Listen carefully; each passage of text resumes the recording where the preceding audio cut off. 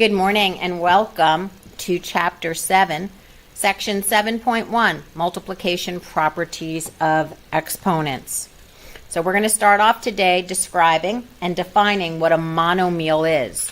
The word mono or the prefix mono means one. A monomial could be a number all by itself, a variable by itself, or the product of a number and one or more variables that have non-negative exponents. An expression that's in the form of x to the n is called a power, and it would be read as x to the nth power. It represents the product that you obtain when x is used as a factor n times. We're going to talk about different rules today, the product of power rules, and we're going to talk about the power of a power rule. So basically this week we're going to cover Chapter 7, Sections 1 and 2. We possibly may begin Section 3. Your next test, I believe, is next Friday. Next Friday, a week from this coming Friday. Okay? So let's take it nice and easy. Okay, everybody remember what a monomial is. Okay? And now let's look at these few examples here, because this is an important concept and we want to make sure that we have an understanding of it before we go on. So we're going to look at each of these, A through G, and we're going to decide, yes, it is a monomial, or no, it is not a monomial. And we're going to explain why. Okay, 4x squared y squared z to the fourth is the product of 4 times x squared times y squared times z to the fourth. Okay, if you think you know the answer, then raise your hand. Yes or no? Anybody?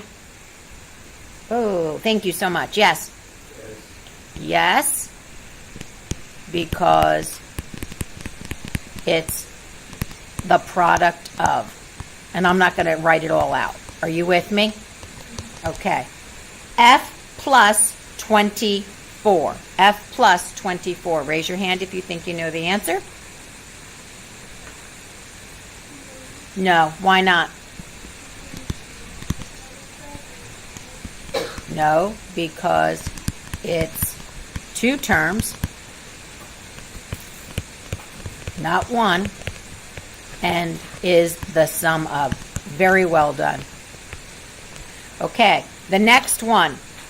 C, h squared or h to the second power. Is that a monomial? Rachel? Yes, product of. Okay, how about just a plain old number hanging out there all by himself? 17. Is that a monomial? Someone else, let's go. I can't hear you. Why not? Okay, well, let's go back and look at our definition. Our definition says a monomial can be a number, a variable, or the product of a number and one or more variables, which means that the number 17 or any number, positive or negative, fraction or decimal, all by itself is a monomial because it's one term. Okay? Now, how about 4 over x? 4 over x. I did not address that, but the answer would be no, because you may not have a variable in the denominator. Es muy importante. It's very important. You need to understand this concept. So I'm going to put an asterisk next to E, so you guys don't get caught with a question like that on a pop quiz or a test. Are you all with me? Hello? Good job. Now, x over 4 could also be rewritten as 1/4 x. So if you were to look at that, 1/4 x, is that the product of? So what do you guys think? Would that be a monomial? Yes or no? Yes, it is. And negative 2x squared. Is that a monomial? Yes or no? Yes. Okay, now let me tell you where you all got caught. This is the part of the definition you all got caught on right here, and that's okay, because we're just learning it. An expression, okay, a monomial is a number, a variable, or the product of a number and one or more variables with non-negative integer exponents. It didn't say that the expression couldn't be negative. It said the exponent couldn't be negative. Does that help? Hello? Yes? Good. Because it's the product of. Okay, look those over.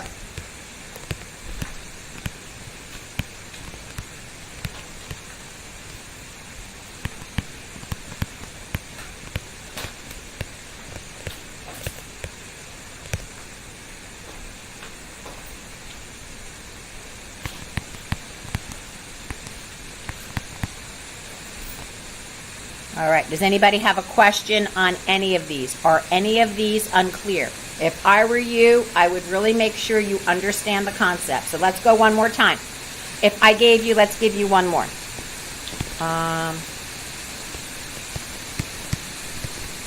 Okay, x to the negative fourth power. Would that be a monomial, yes or no? No.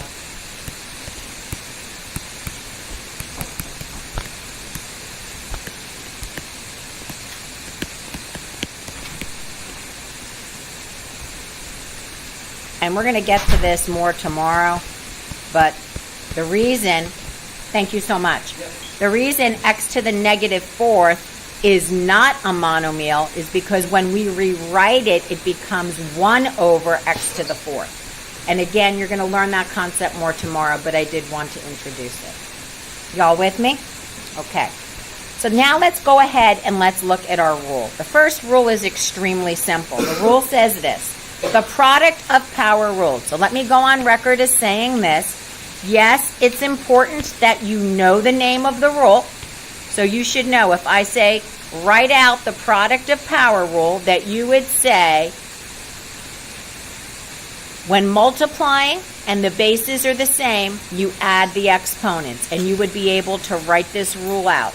A to the m times a to the n equals a to the m plus n. In words, when multiplying, if the bases are the same, we add the exponents.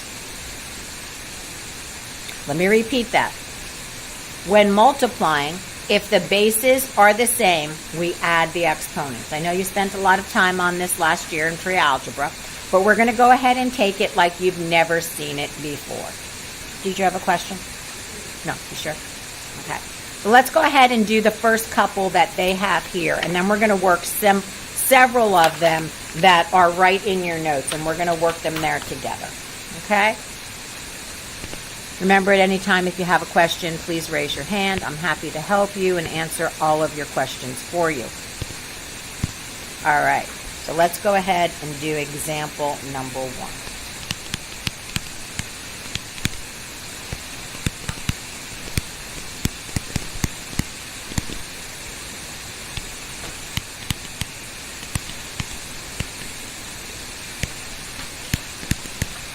Three x to the 6th times 5x squared.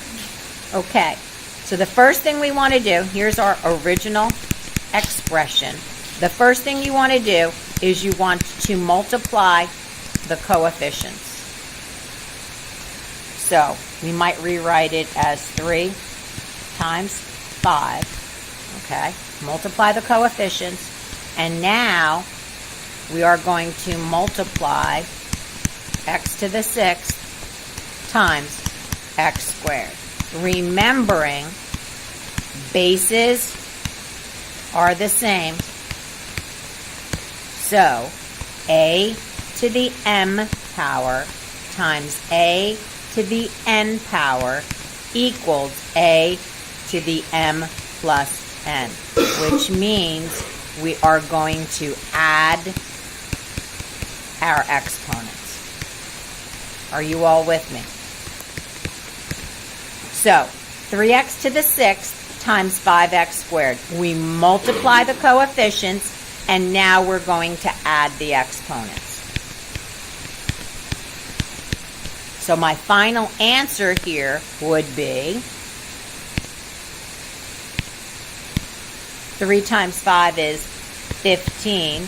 X to the 6th times x to the 2nd, you add the exponents, would be x to the 8th power. How many of y'all are with me? Okay.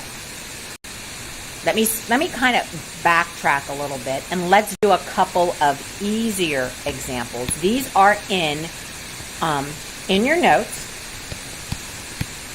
They are underneath example 1 and 2, and they say exercises in your notes. So I'm looking right here. If you're following us online, we are looking at these examples right here. Okay, 1, 2, 3, and so on. So let's just go right here. Y times y to the 5th. Okay, let me go on record as saying when there is no exponent, you can assume that the exponent is a 1. Okay? So y to the 1st times y to the 5th, you're going to add the exponents, would be what, class? Y to what power? To the 6th power. Good job. Let's just do something here. Okay, the next one, n to the 2nd times n to the 7th. Are the bases the same? So what are you going to do with the exponents? Add them. What would your answer be? N to the... Nice. The next one, x times x squared times x to the 4th. Watch what I'm going to do here, guys. This is going to help you, because this is where you'll make the mistake if you forget to put the 1 there. So you're going to add the exponents. What would it be? 1 and 2 is 3, and 4 is 7, x to the 7th power. Okay, let's take one down here. Let's look at number 7. 2a squared times 8a. Remember, we're going to multiply the coefficients, and then we're going to add the exponents.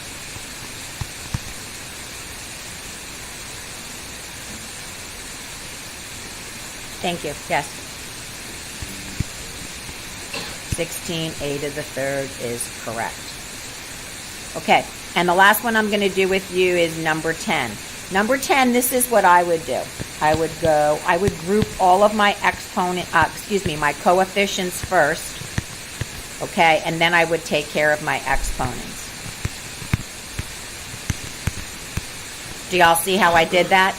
Because really now the problem is going to fall apart for you, okay? And so you would say 2 times 6 is, and 1/3 of 12 is 4. So this would be 4a cubed times b cubed. Final answer would be 4a cubed b to the 4th power. Does anyone have a question on this rule? This rule, again, is called the product of the powers rule. What it says, when multiplying, if the bases are the same, you add the exponents. Okay? Okay, let's go on to the second part of our lesson here, and we're going to look at 2 other rules. 2 other rules. Our 2 other rules would be a power of a power and the power of a product. Power of a power and power of a product.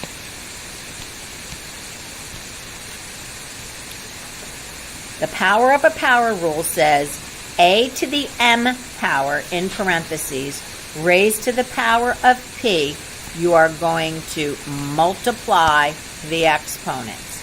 And the power of a product rule says ab to the m is equal to a to the m, b to the m. So I'm going to make a strong suggestion. Everyone listen. I would make flashcards for this lesson 7.1. I would make sure I know what a monomial is. I would make sure you know all the exceptions to what is not a monomial, and I would make a flashcard for each of your rules. You with me? Good job.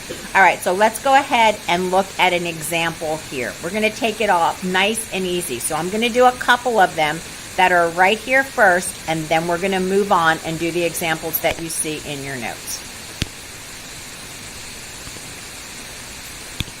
Okay, so anytime, let me give you a hint, anytime you see something in parentheses and then outside the parentheses there's another exponent, that should be a bell going off in your head or a big clue saying multiply the exponents. Because y to the 5th to the 2nd power actually is y to the 5th times y to the 5th. Why, Mrs. Urso? Well, let's go back here and look. 3 to the 2nd power is the exponent 2 is telling me to multiply the base 3 times itself 2 times. So 3 to the 2nd power is actually 3 times 3, or 9. Y to the 5th to the 2nd power is telling me to multiply y to the 5th times itself 2 times. Y to the 5th times y to the 5th is y to what power, guys? Y to the 10th. What's the shortcut? Something in parentheses and then close parentheses with an exponent on the outside, you multiply. So this becomes y to the 5 times 2, or y to the 10th power. Everybody look at example number 2. N to the 7th raised to the power of 4. If you know the answer, raise your hand. What would it be? Thank you. N to the 28th. Next one. X squared to the 5th times x cubed. Look and listen. Order of operations. You must take care of this first and then multiply it by x cubed. So x to the 2nd to the 5th power would be what? X to the 10th times x to the 3rd. Now add your exponents. Final answer would be x to the 13th power. Good job. So that takes care of the power of a power rule. Now let's look at the power of a product. So let's focus in on number 6. The power of a product rule says this. Everything in the parentheses is taken to the exponent or to the power of 3. Number one mistake I made, number one mistake students made. They're really good at taking x squared to the 3rd power and b to the 3rd power, but they forget to take the coefficient. So when we do a rewrite, this becomes 4 cubed, x to the 2 times 3, and b to the 3rd. And again, please feel free to use calculators. Please remember how to do exponents. You type the number in, you use the caret button, so it would look like this. 4 to the power of 3 equals, final answer would be 64. X to the 6th, b to the 3rd. Are you with me? Does anybody have a question? No questions. All right, let's go back and look at the 2 that they gave me, or 1 that they gave me. And let me just work this one for you because I want you to say it. So this was negative 2ab squared to the power of 3 times a squared to the power of 4. Okay, so we want to simplify. So let's remember what we're going to do is everything that's in this first parentheses is being raised to an exponent or a power of 3. Negative 2 cubed, a cubed, b to the 2 times 3, times a to the 2 times 4, which would give me a negative 8, a cubed, b to the 6th, times a to the 8th power. Final answer would be negative 8, a to the 11th, b to the 6th. Does anybody have a question? Okay, let's look at your homework that I've assigned for this evening.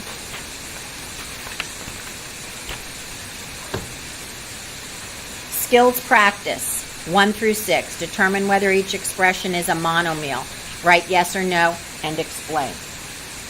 Skills practice, 7 through 23 odd. 7 through 23 odd. That doesn't make sense, what I've got up there. I think that's supposed to be